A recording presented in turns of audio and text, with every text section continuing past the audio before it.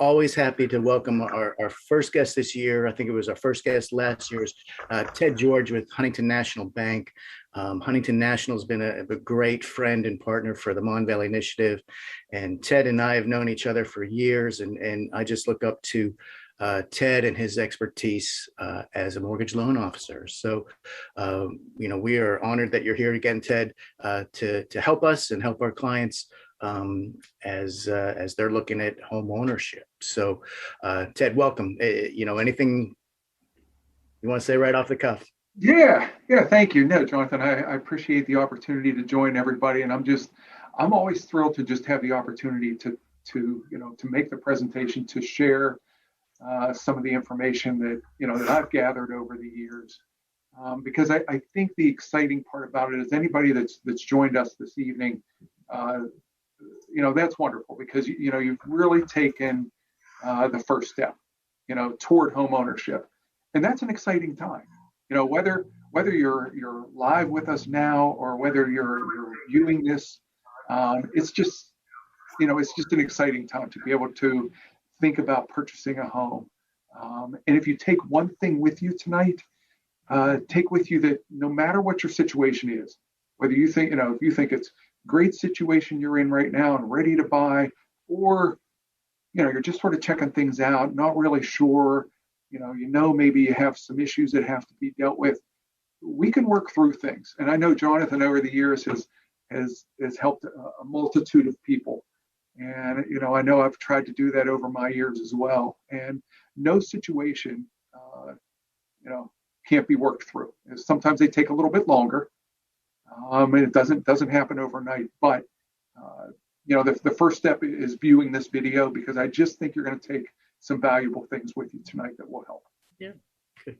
So in your role, Ted, what do you, in short, what do you do day to day there for Huntington National? I'm considered a community lender, and I've been with Huntington about 22 years, and this is my 40th year. Oh my gosh, I'm dating myself. 40th year. 1982 is when I started, and when interest rates were 16 and 17%. But with Huntington, community lender. I work with first-time home buyers, low to moderate income families. So as you look over the past year, I mean, there's obviously been, I read the news, there's been some challenges. What are you seeing? Maybe if you could crystal ball, maybe a little bit for the coming year. I think, at least from what I'm seeing, I know it was an exciting time last year because we had record low interest rates. The market was just crazy busy. I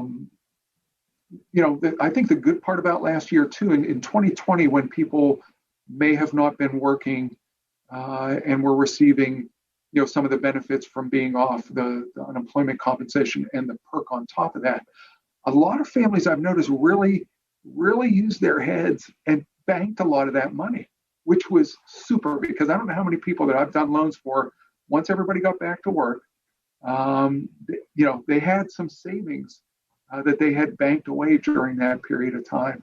And it really came in handy.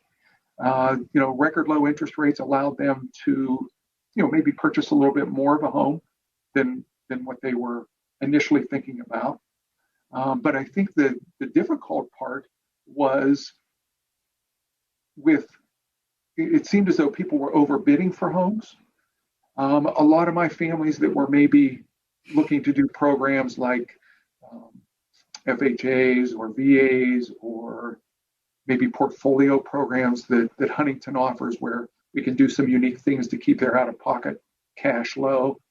Some of my families were getting squashed out because people were coming in there with cash offers. They were coming in, I've seen people come in, $10,000, sometimes even more over the sales price. And although the rates were great, if you can't get the home, it made a difficult time for them. So I'm hoping this year we've seen things settle down a little bit. We've seen rates start to tick up, a little bit. Again, the rates are still great. We're still seeing 15-year loans are still in the twos, 30-year loans are still in the low to mid threes. So I think we're going to see another good year, and I'm hoping that this year the families that I'm working with have the opportunity to get some of these homes, because I think the other thing you'll see is some of the rent, the rent programs that were out there that enable people to, to not, I guess, how do I say it? To not, where they didn't have to worry about getting Evicted. knocked out of homes. These sellers are coming in. The people that own the rental properties are now coming in and wanting to sell because they know prices of homes are up. Yeah. And I think the opportunities are going to be there for some of the renters to actually buy the homes that they're in. So I think people need to be aware of that as well, because that could be a great opportunity.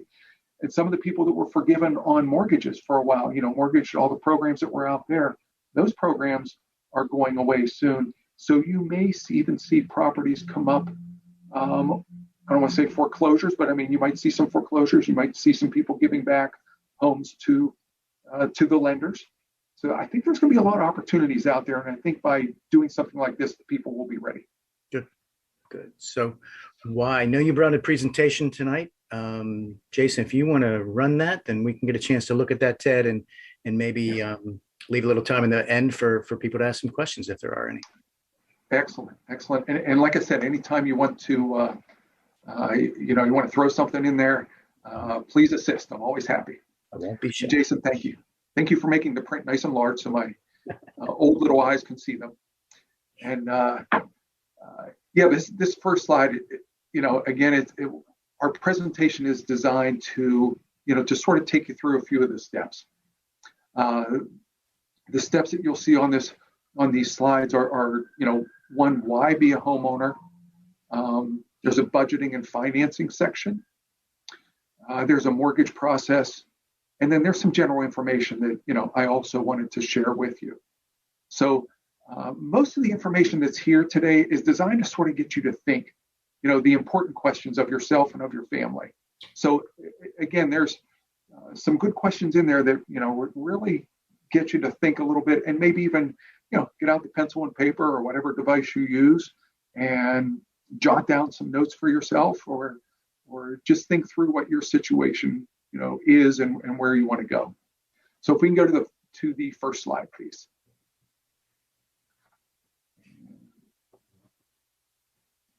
It would say, let's see, it would say,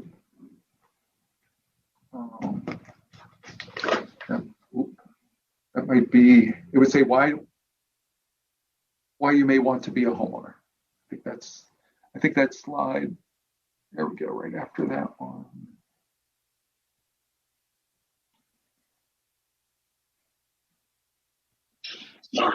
That's okay. No problem. Maybe. Okay, no problem. And I can sort of go through that part myself because, again, why you may want to be a homeowner. I think there are a lot of reasons, and I know we have a couple people on the line. If anybody wants to share, why you're thinking about being a homeowner, there are a multitude of reasons to consider being a homeowner. So, if anybody would like to share their reasons, feel free to chime in. Well, I think, as you mentioned, Ted, rent increases have been going up so much, and it's kind of new for Pittsburgh to see this kind of acceleration as far as what rents are. So a lot of people that talk to me are saying, I just want to put a stop to it. So that's obviously a great reason to be to look into home ownership. Absolutely, and with low rates, I mean, you're really looking, on a 30-year loan, for every $1,000 you borrow, it's been right around $4 per thousand. Mm-hmm. So yeah, you have your taxes and your insurance, but you figure even if it's just using a round number, if you used a $100,000 home, principal and interest would be right around $400 a month.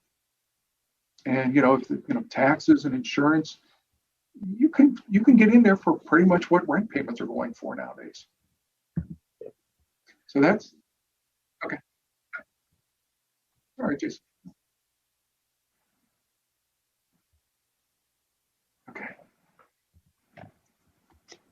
Yes. Yeah. I'd be a homeowner. Okay. Okay.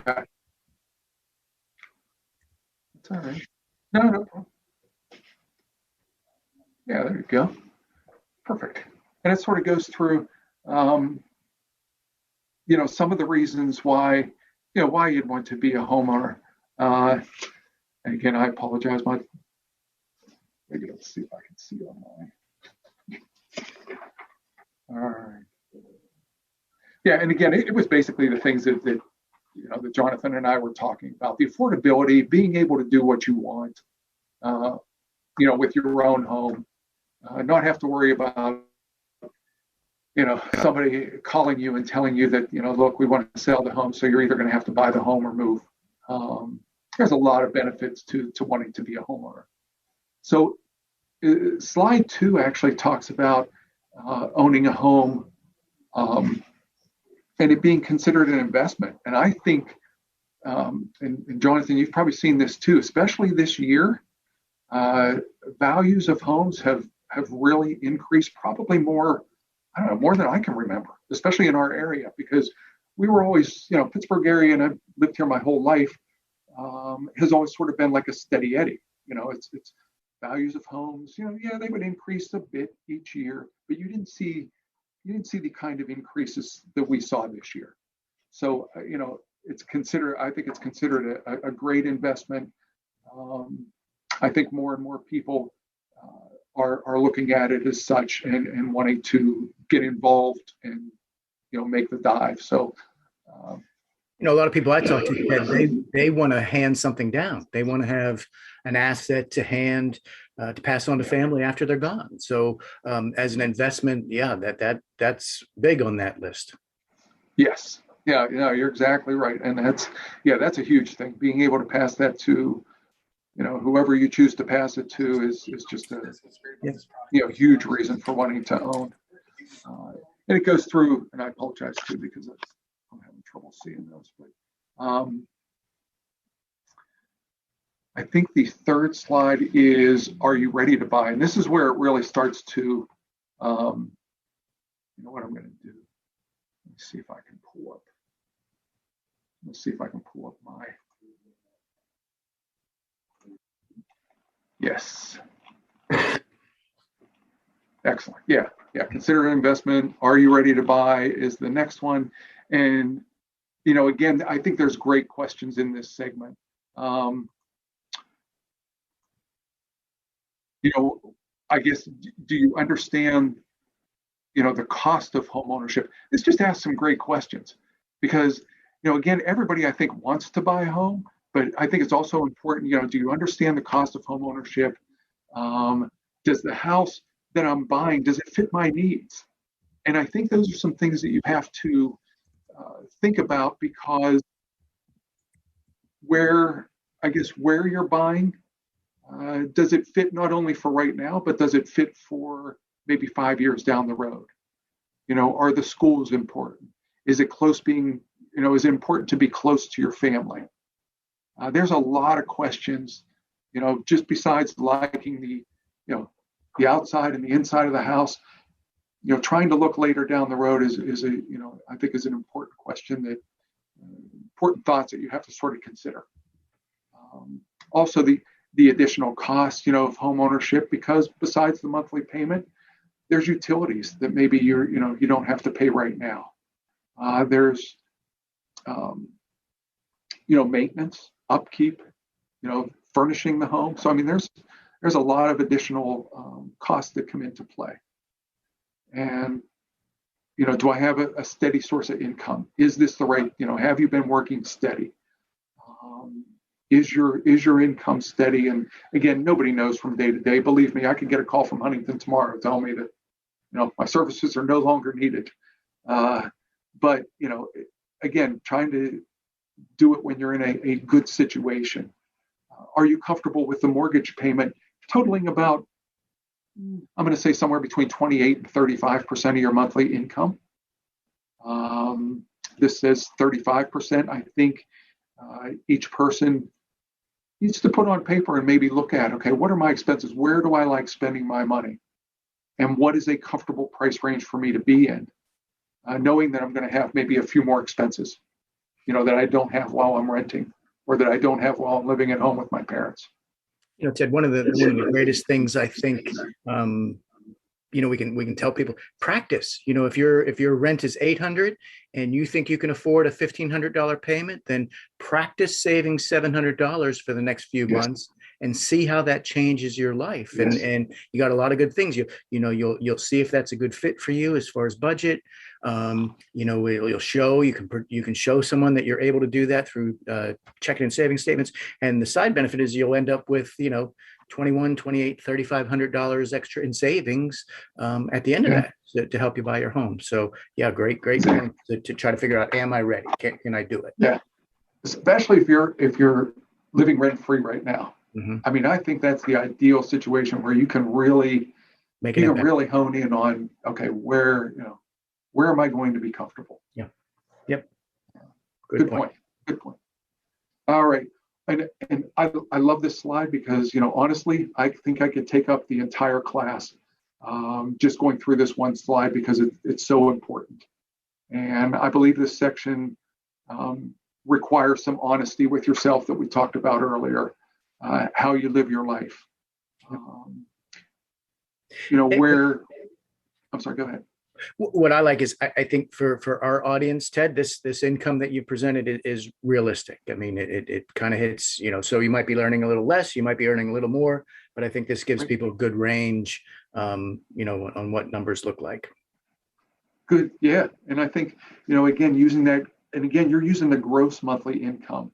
So this is not your bring home income, but using that smaller percentage of, 40% talks about a figure you can use as a total budgeted debt. And, that using this figure here, we're showing $1,680. And again, it wrapped in a couple of things like car loan, credit card loan, a student loan. And again, that's not all the expenses. That's what shows up more or less on your credit report. We all know there's other things. You have gasoline. I mean, there's so many things you could go through.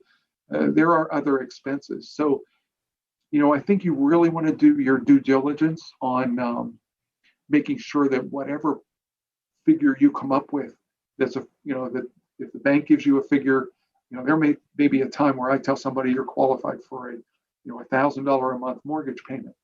You may not be more comfortable with that. So you certainly don't have to spend that. I think it's just so important that your lifestyle, where you're going to be comfortable and stay within that range, because the last thing you want to do is live for your house. No fun. And again, this section here where it talks about out-of-pocket expenses will vary from lender to lender. So again, in this particular scenario, it shows your down payment as low as 3%. There could be, there's programs out there, for instance, a VA loan, a USDA loan, where you can finance the full 100%.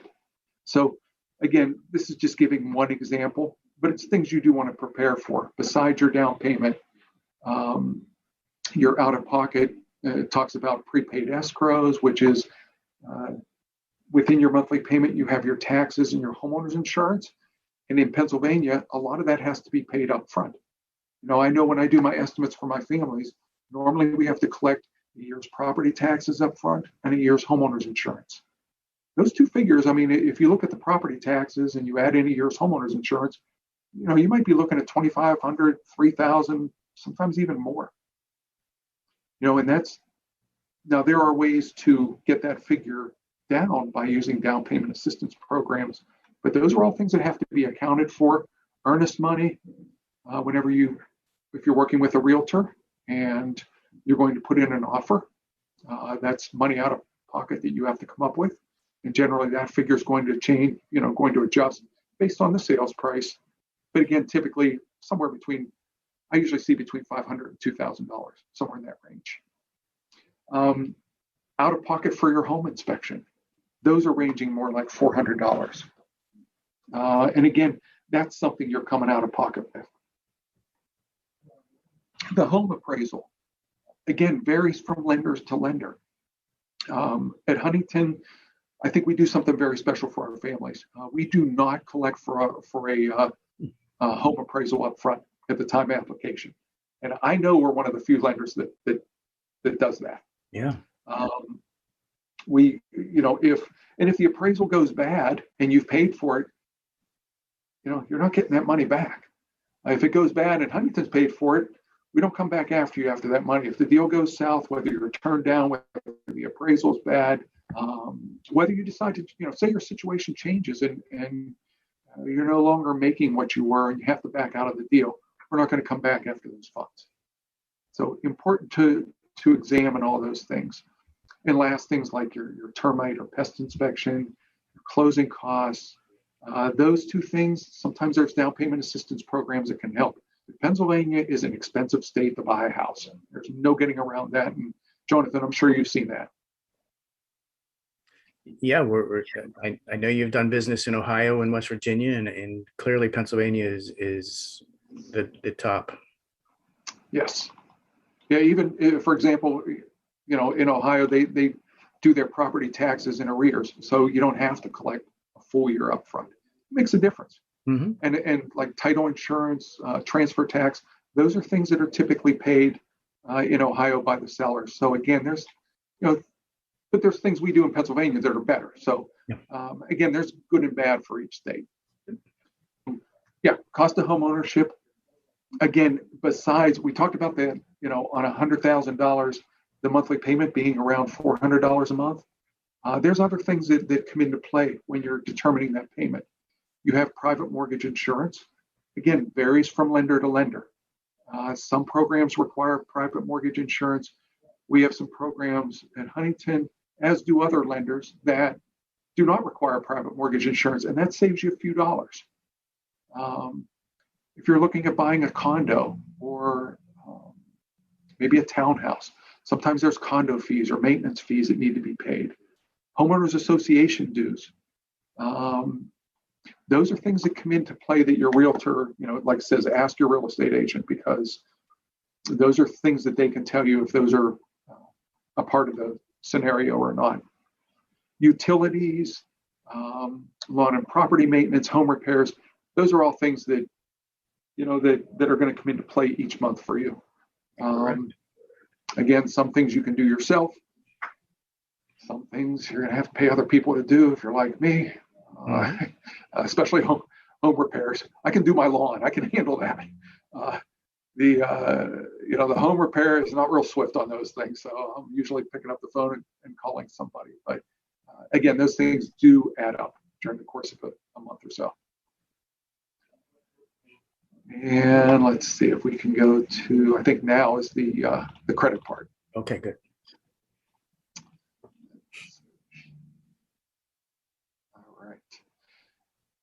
And again, Jonathan, I'm going to have you sort of help me step through this part, because you are an expert in those areas as far as helping out with credit. And just to ask everybody, do you think the credit's an important part of buying a home? And I think everybody knows that answer, because that's all you hear is a resounding yes, yes, yes.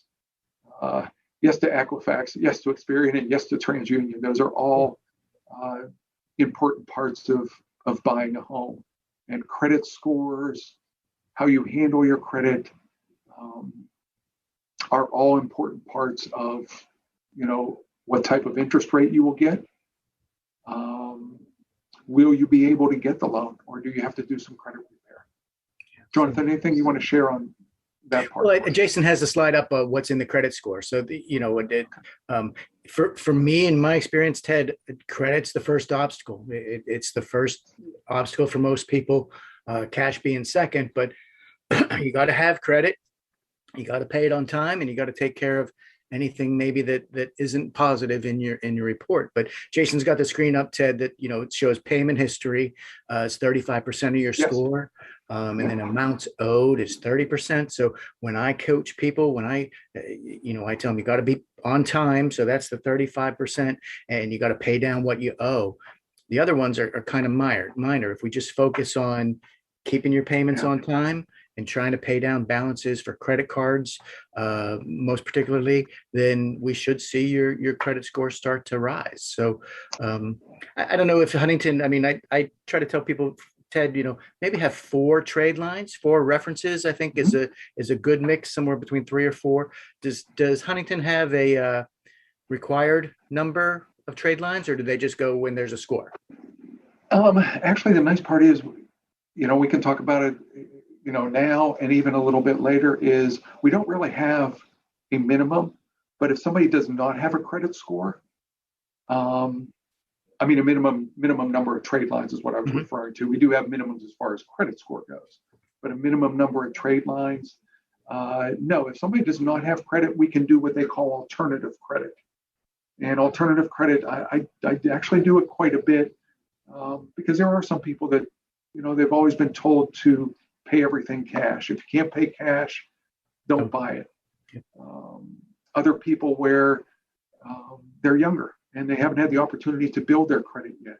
So alternative credit is out there. One important part of alternative credit is if you're currently renting, being able to show that, that you're paying your rent on time. That's a big part. And then, alternative credit, cell phones can be used to, again, we have to show that the bill is in your name and we have to show that you've made the last 12 months payments on time. So again, if the bill isn't in your name, I can't use it. If your parents are paying it or you're using an account that doesn't have your name on it, I can't use that. But if the bill is in your name and you're paying it, I can use that as alternative credit. I can use car insurance, cell phone bills. Even if there's a doctor bill that you're paying monthly, then we can show that the bill's in your name and you're making the payments. There, we can help you through that part, but it is definitely more difficult than your standard credit. But I think the other good part is, Jonathan, maybe you can help us. We're seeing a lot of opportunities where people can self-report to the credit bureaus and build their credit that way. Have you seen that at all? I've seen an uptick in it, and certainly it helps a lot of people, I think, strengthen their overall score. So it seems to be a positive from that point of view. Now, when that shows up, Ted, so let's say someone reports their Comcast bill on their credit report. Now, that's not something you count in their ratios? No, it isn't. The nice part is it helps build your credit, but we don't have to count it in the ratios. Yeah. We just make it a zero payment. And for years, we always said you don't get the benefit, but you only, if you go into delinquency, then it shows as a collection account, but you got all the negative and none of the positive. So finally, we get to a point where you're getting some of the positive of having that account. So Yes. Great. Maybe a area for people to look at it if they need to maybe strengthen their credit just a little bit more. Right. And I'm glad you mentioned utilities because I did not mention that. And that's a big part because if you are renting now and you are paying cable or you're paying your electric or gas, anything along those lines, water bills, and those are in your name, those can all be alternative credit. So again, if you don't have anything in your name and you are paying bills, find some way to get that bill in your name. And again, assuming you can make payments on time, start building your credit that way. And as Jonathan has mentioned, if you have credit cards, please don't go over 30% of the maximum. If your maximum is $1,000, keep that monthly payment, keep that monthly balance below $300 a month. As soon as you go above that 30%, you start to take a hit. So very important that you keep a close eye on that. And if you have credit cards that you've had for years, be careful not to close them out. I see a lot of people that will close their credit, even if they're not using it much. Say you've had a credit card for 5 years and you close that out, you could end up hurting yourself because now you've deleted some of your credit where you've shown history of it. So, if you have an older credit card, you're not using it much, maybe throw $10 a month on it, and pay it off. That way you keep building your credit and it shows you as being active and making payments. So good things to keep in mind there. One last thing I wanted to mention on that. I know at Huntington, we have a program called Standby Cash, where you don't have to qualify. You have to be making, have an income, but we don't pull a credit report on you. And we can give people credit lines up to $1,000 and allow them to start making payments, to build their income. It's because we do report it to the credit bureau. But once again, be careful with that because, you have to, that's a program where you still have to make payments. So you want to make sure you have the ability to do so. This slide, Ted, says, what makes your perfect home? So, oh, yes. And I think that's a fun one. Because I think that, that's one of the things that you get to do as, one of the exciting parts. You have sort of all these downers that I'm going over as far as, credit and how much you have, all things you have to figure out. This is sort of a fun one because what is important to you? What are the must-haves that you require, to fit your family, and if it's yourself, to fit yourself. And again, I think I talked about it earlier. What's important not only for today, but maybe 5 years down the road. Are the schools going to be important? Are the proximity of other members of your family going to be important? Right. Are you close to work? Do you need mass transit? There's a whole list of things I'm sure you can think of that or would be your requirements for the so-called perfect home. Mm-hmm. So I think the next slide is what can a real estate agent do for you? Yes. And again, an important one here because, one of the things I always point out is surrounding yourself with a good team. And I just think that's so important because not only do you want to find the right home, but working with the right people, also very, very important. You want to have people surrounding you that you can not only trust, but that you can, depend on. If you need an answer to something, are they looking out for you?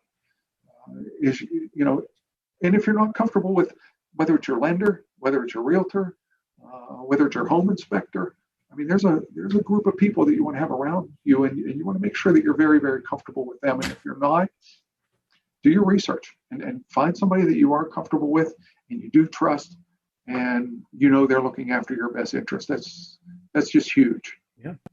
Do they communicate the way you communicate? Do they keep the hours that you keep?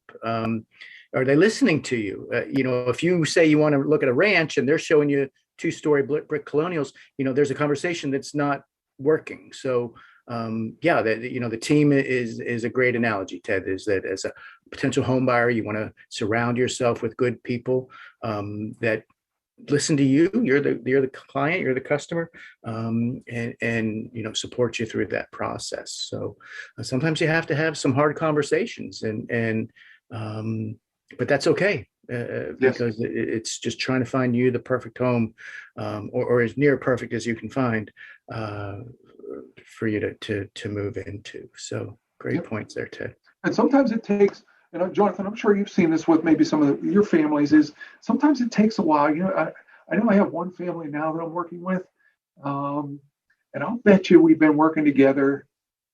Oh gosh, I know it's been over a year, maybe closer to a year and a half. But I've probably put together 30, 40 cost estimates, different houses. And they're not in one as I just haven't found that right one yet. So again, make sure that like Jonathan said, you want to have that great team around you that's, will be there for you the whole way, doing what's right. And one of the things I think about, Ted, maybe I'm thinking old style, is that if you want to buy a house in the Mon Valley, real estate agencies have consolidated a lot. So I personally don't believe if you want to buy in the Valley, I don't think you look for a realtor in the North Hills, because a lot of that inside information that you might get within the real estate, your agent might get within the real estate office at the coffee pot, you're not going to get from the North Hills. But if it's someone in the Mon Valley and they said, well, Grandma Smith is listing her home, then that maybe is some information that your agent can pick up before it hits the multi-list and before a multitude of other people get a chance to look at it. So, finding an agent, interviewing people, and that's the way I look at it. You should be interviewing, as a potential buyer, you should be interviewing realtors and mortgage people and insurance agents. Are they the best fit for you? So I don't know, Ted, that's probably an old way of thinking. I don't know, but I don't think so. I think that's an excellent way. In fact, I've seen people go to the point where they're they're knocking on the door. And, if they're looking at a house, they're knocking on the door and talking to the neighbors. You want to buy? Do you want to sell? Yeah. Yeah, well, yeah, they're saying, finding out what the neighborhood's like, just trying to get as much information as you can, because how many situations have you heard where somebody moves in and a year down the road they're selling because the neighborhood doesn't fit them or something changes. So I think as much homework that you can do beforehand, with where you're buying, and you don't want to have to get into a situation where you're having to look at refinancing your mortgage a year down the road. You should have that mortgage that fits you, again, assuming the rates are low, that fits you for a good period of time. Yeah. And it's interesting times, Ted, because, real estate, as soon as it gets listed, it gets picked up. So I think people need to get creative. Is there someone in church that's going to sell? Is there someone at the bar? Is there someone on your kid's little league team that may be looking for alternative ways or creative ways, maybe to find that house, than rather getting into that competitive bid that we've been talking about so much in 2021. So, yes. All right. Yep. I agree. That's all good stuff. I think the next 6 slides, I think, have to do with the mortgage process. No, but these next 6 slides have to do with the mortgage process and choosing a lender. And again, I know we basically talked a good part about this, but it's so important because, again, your realtor, whatever realtor you're working with, again, they do a great job on their end. They may have somebody that they work with that does lending. Sometimes the real estate company has their own in-house shop, and they may want you to talk to their lender. Nothing wrong with that.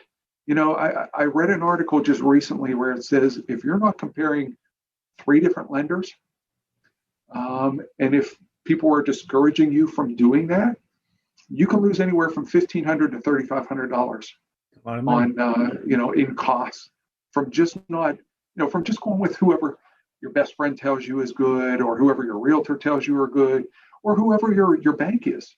If your bank was Huntington, I'd certainly want you to compare me to somebody else. And believe me, there are times where I've had to tell people, look, that's a pretty good program that's there. Go ahead and go that route. And I don't hesitate to do that. I've been doing this way too long to not do that. I couldn't sleep at night if I didn't do that. And there are other times that really bother me, because I'll see somebody does, a loan that's maybe located in a census tract where Huntington pays a lot of your closing costs, and their realtor didn't let them know that, or maybe their realtor didn't know that. But that person probably lost $3,500 by not talking to different lenders. So you really need, besides selecting your lender, you need to find out those questions. What are the lender's fees? Don't be afraid to ask your lender, what are their fees? For example, I think Huntington's are around $1,100, our lender fees. But on FHA loans, on VA loans, and on properties located in low to moderate income tracts, we pay all those costs except for $500. We also pay your title insurance.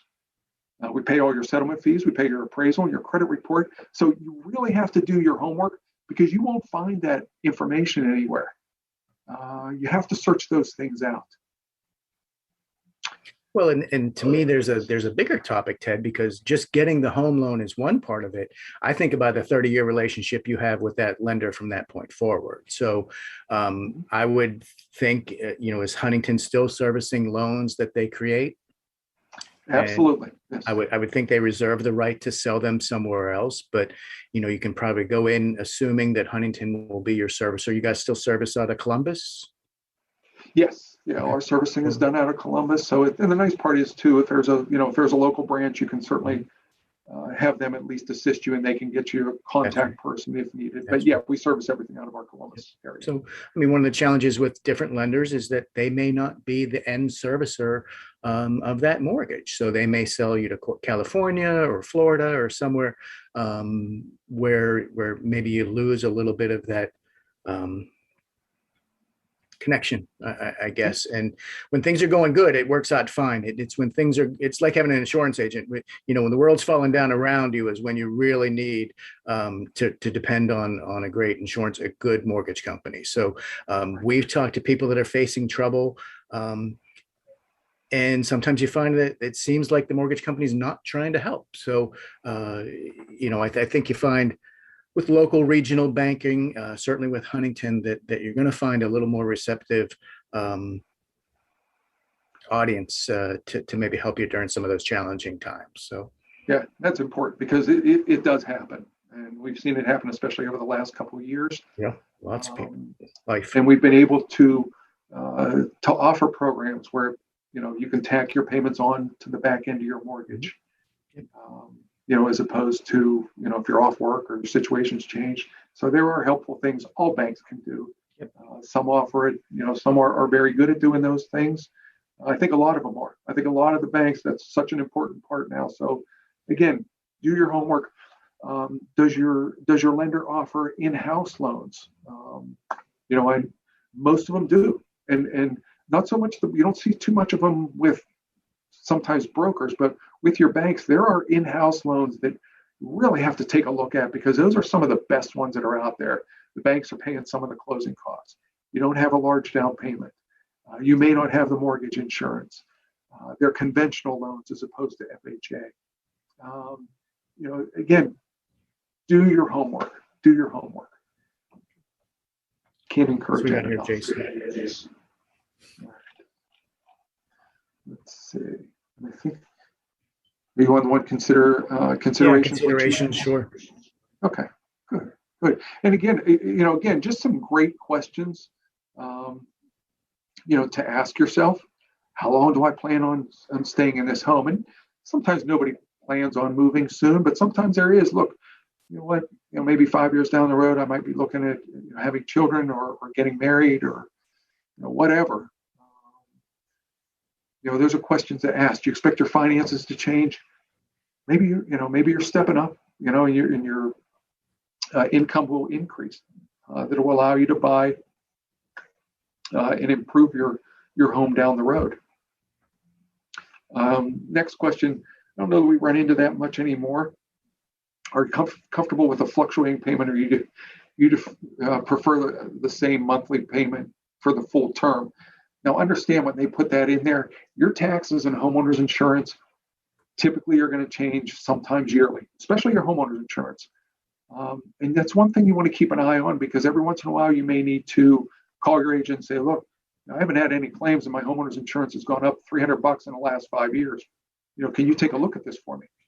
And, again, your payment will change a little bit, but your principal and interest payment, which is a fixed rate, 99.9% of the time, will not change. And again, paying the loan off, making an extra principal payment, extra principal payments during the course of the year. One important thing, if you make one extra payment on a 30-year loan, one extra payment a year, you can knock off 6.5 years on that mortgage. That's huge. If you do the math, and even if your principal and interest payment was $400, say it's roughly $5,000 a year, you're knocking off 6.5 years, you're over $30,000 in savings. So again, all those things, you want to be aware of. All right, we can move on to the types of mortgage products available. And I think we can probably actually go past that one so we can move ahead. That just talks about both fixed rates and adjustables. I don't really, to be honest, I don't see adjustables much in this area.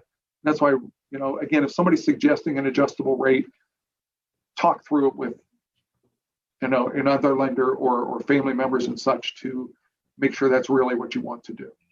I don't, to me, it's a tool. I don't necessarily see adjustable rate mortgages as evil, but you have to look at the circumstance. And I think for most people, an adjustable rate mortgage probably isn't the right tool in that instance. Maybe higher cost markets, maybe markets where income is going up, say as if you're a young doctor, or you're not going to be in the home for a long period of time. Maybe doing a 5/1 ARM or something might be the right tool for that person. But I agree with you, Ted. Probably 97% of the people that you talk to, fixed rate is probably the right tool for them. And I think when I was, my families that I'm working with now, especially the first-time home buyers, that's probably why I'm seeing more of that.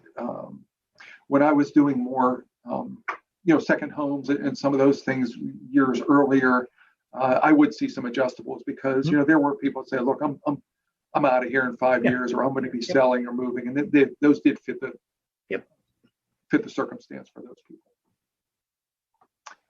All right.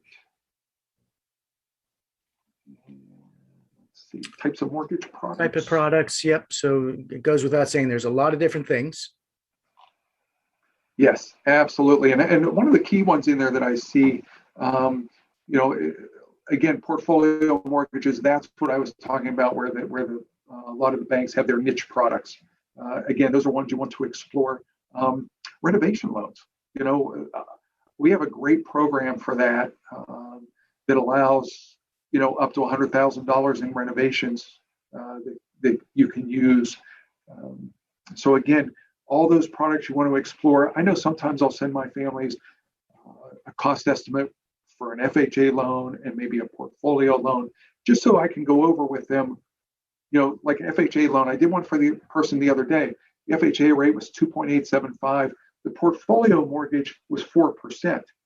However, when I sent them the estimate, the payment on the portfolio mortgage was lower because the FHA loan had mortgage insurance and the portfolio loan did not.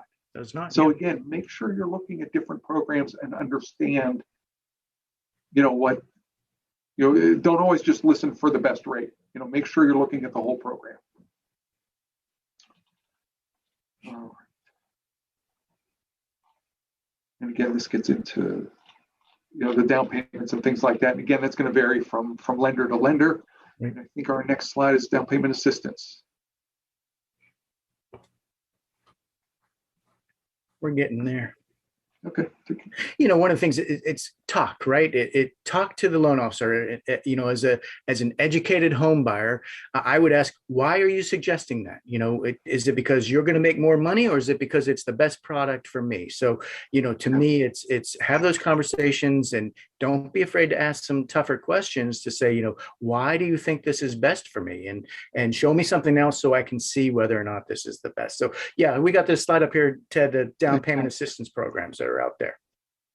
Yeah, and I think this is going to be a huge thing, especially for first-time home buyers and low to moderate income families. I think going into this year, I know we talked earlier about things that may occur this year, and I think you may see more down payment assistance programs come into play than maybe what you've seen in the last 10 years. There's some good ones out there now. And again, those vary from institution to institution, from bank to bank. There's some great programs. Some of the down payment assistance programs you do have to pay back over time, and some of them are forgiven if you stay in the house 5 years or 10 years. The whole amount is forgiven. So again, knowing, do you qualify for any of those programs?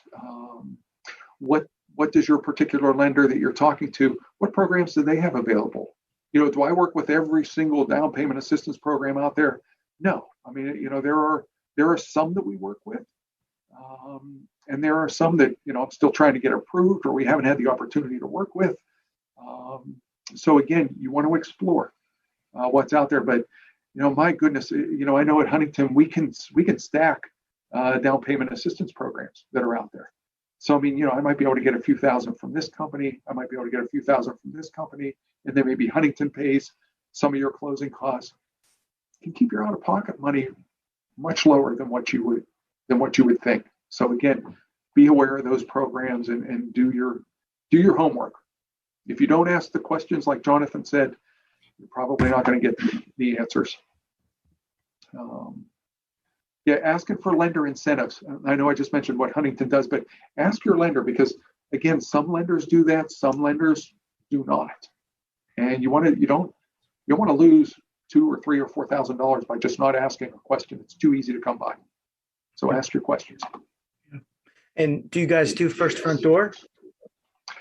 We don't do first front door. We do welcome home. Gotcha. And welcome home actually starting the end of February. Okay. Welcome home will be out there, and that's you don't have to pay back. So you're fading out there, Ted. Is that a matching program, or how does Welcome Home work? Welcome Home is based on income. It is not a matching program. You do have to have a sales contract whenever you apply, but they will give you up to $5,000. It can be used for down payment and closing costs. You can combine it with, I know most of the programs I use on it are either our portfolio programs or FHA, and we can generally keep your out-of-pocket money right around $500 in using that program. It's not out there for a long time. It generally only lasts about a month, but it's an excellent program that you can combine if needed with other grants. If the money's needed, we use it. Welcome Home, I believe, is a little more lenient on, I think that comes out a little bit later in the year, but I don't believe you have to have a contract at the time you apply with them. And Jonathan, you may know some of those rules better than me. Well, and I was going to say that's a program that's going to require someone to plan. You don't just wake up in February and jump into it. I think that's something you need to lay some groundwork ahead of it, to plan and get yourself positioned so that when it does open up, that you are educated and prepared to move into that. Some of those limited time offers like First Front Door, like Welcome Home, you kind of have to be a little bit better prepared and positioned to pull the trigger to get into those programs. So is that it for the slides, Ted? Is there any more there, Jason? Because I wanted to ask you, Ted, a lot of times people mention to me pre-approval. So here it is, tell me about pre-approval with Huntington. How does someone do that? Do they call you? Do they email you? How does that work for you? No, that's a great question. And I think this should be important to the people that are listening, because there are pre-qualifications and there are pre-approvals. Pre-approval that you are mentioning, again, I like to collect documentation from my clients. And I think any lender should be doing that on a pre-approval, because you should be collecting recent pay stubs, W-2s for the last couple of years. We should be collecting bank statements, or if they're getting a gift from a family member to help them with the costs that they need. Because that way, by pulling their credit, by examining the pay stubs, by looking at the W-2s, seeing their work history for the past 2 years, seeing their rental history, or are they rent free for the time being? How much money have you saved, or do you have access to funds, or do you need all down payment assistance to be able to do something? We need to collect that documentation, because we want to give you a pre-approval letter so that when you go out there, you can feel pretty confident that you stay within that range that we give you. And I don't really give people a dollar range. I give them a monthly payment range. I think that's I can give you an estimated. Now I can give you an estimated dollar range, but because property taxes change on every single home, you may qualify for a $100,000 home here, and you go 15 minutes down the road, and maybe you qualify for 120, or maybe you only qualify for 80. But I just think I'll give you a dollar figure, and then we can work through the monthly payment part. So on a pre-approval, Ted, what's the time frame for something like that? You can actually, as soon as I get my documentation, if somebody provided me with the documentation today, I usually tell them about 24 hours, I'll have something out to you. 24 to 48, again, depending on how busy it is, but you can turn those around pretty quick. And sometimes, if it's one of those days where it's not too busy, I'll turn it around in a couple hours. So and how long is that usually good for? The credit reports are good for 120 days, but the pre-approvals are only good for 90. Okay. And the reason is, if you find a home in 90 days, we're going to have to pull a new credit report, because you're not going to be closed up in time. That old credit report will expire. So I usually put 90 days on my pre-approvals. Okay. So that would be 90 days to a closing, right? Correct. Okay. Yes. And the pre-qualifications more or less just give you, just based on verbals, what's your monthly income? What are your, what are your monthly debts? How much money are you working with? So we can give you a quick pre-qual over the phone, in 10 minutes, but I don't know how much that really helps you, because it can give you an idea, but really, if you're going to put in an offer, I do not believe the realtors are even letting people look at homes unless you have a pre-approval from a lender. But so that's a big question I get a lot is, how do I do it? What does it look like? What do I have to send in order to get that? So that gives us some great information for people to take away. So I don't know, Jason, have we seen any questions? Has anyone posted any questions? When it comes to making an offer, I think for a lot of buyers, since there are multiple offers, I think putting some strategy in place, talking with your realtor and maybe coming up with a plan on what you'd like to do, and how to, ask your realtor to coach you a little bit as far as how can we position my bid to have the greatest chance of being accepted. And clearly offering the most money is going to get your offer accepted, but there may be other subtle ways or different ways to try to make your offer stand out, I guess, to be selected to buy your home. So I see Janine here has asked, what's an HOA for, Ted? What does a HOA do, and what is that? The homeowners association. Generally, you'll see homeowners associations where where there's a townhouse, where they might be single family homes that live in a community where there are shared expenses. Like a party room or a pool. Yeah. Maybe it's grass cutting, maybe it's snow removal, something like that. I mean, you'll see a number of things, but it's typically found more, we see it more on, small planned communities, sometimes even larger ones, but more so on townhomes. You'll see the homeowners association fees, and those are typically not too bad as far as expenses go. You'll usually see higher costs when there is what's considered a condo fee. Yeah, and a homeowners association would typically be made up by other homeowners who get elected to some board and make decisions for the entire community. So whether that's putting in new light fixtures or getting a different grass cutting company, they're going to be making some of those decisions that go into that.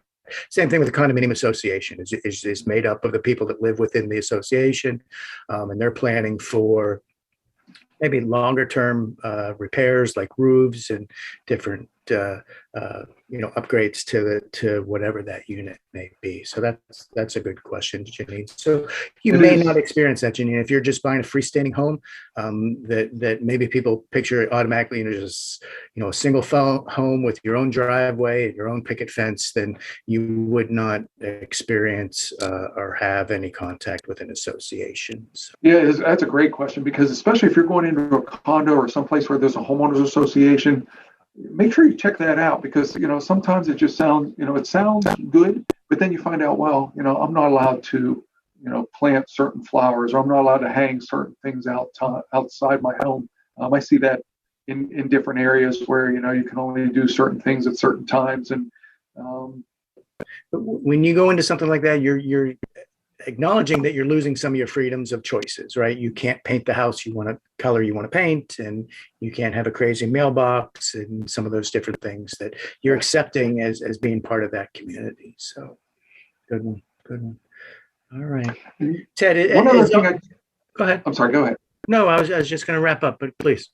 No, the only thing I wanted to sort of throw out there is just one sort of thing to keep in mind on the mortgage process.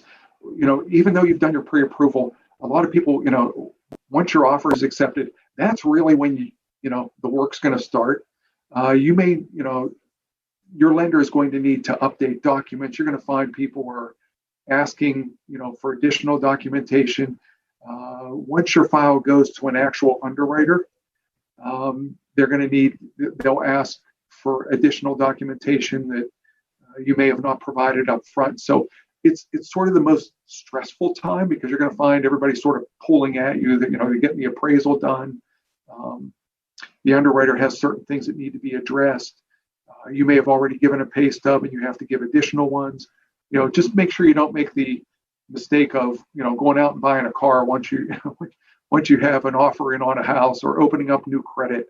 A lot of things, just because you have a pre-approval letter doesn't mean that you're done. So there can still be problems afterwards. So just make sure you're staying close to your lender and understanding what the process is. And at least this gave you a little snapshot.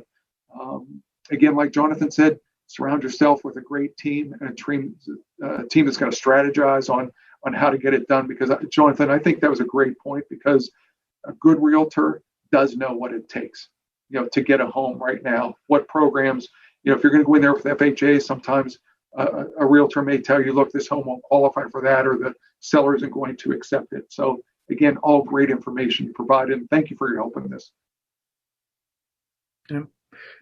Ted, Mon Valley Initiative, we can't thank you enough for your willingness to share with our clients and people out there trying to take that next step towards being a homeowner. And I know from experience, some of our clients have worked with you and have come out with some great results. So certainly happy that you're here, and happy that you've been a good friend and partner with the Mon Valley Initiative. So thanks so much for that. So for everyone else, we're going to have another Homebuyer Club on the 25th. So be on the lookout for that. We got a couple more coming up this year that we haven't set a date yet too. So, thank you for coming. Thank you for everyone for participating tonight. And if you have any questions at all, Ted, what's your phone number? What's the best way to get a hold of you? Best way to call me is my cell, 724-622-4162. Or you could email me at ted.george, George, @huntington.com. Great. And if you wanted to reach out to me, you can just call through Mon Valley Initiative at 412-464-4000. My extension is 4008. I'm not there. We're not in the office at the present time, but I can see you're working towards homeownership. Ted, George, thanks so much again. Appreciate you and what you do for people that are needing help as far as mortgage services. So thanks so much. No, I love it. And thank you very much, and look forward to talking to you soon. All right. Bye, Thanks. Janine.